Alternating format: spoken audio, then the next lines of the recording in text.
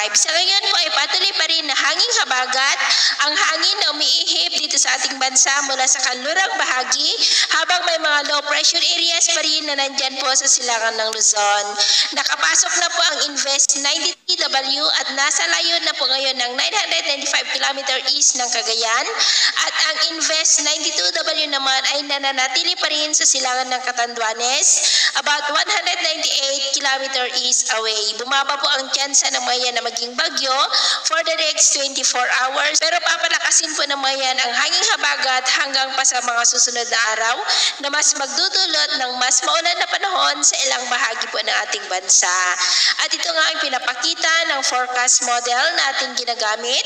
hanggang po sa susunod na 2 linggo. At sa lagay ng ating panahon, ngayong madaling araw ay may mga isolated rain sa ilang bahagi ng Central Luzon, Metro Manila, Calabarzon, Bicol Region, Mimaropa, Antique, Iloilo, ilang bahagi ng Negros, Bohol, Southern Samar, Northern Samar, Surigao del Norte, at Zamboanga Peninsula. At mamaya ay sisikat naman ang araw sa malaking bahagi ng bansa, mainit at maalinsangan ang panahon. Pero dahil sa trough ng LPA at ng habagat ay cloudy skies with isolated rains,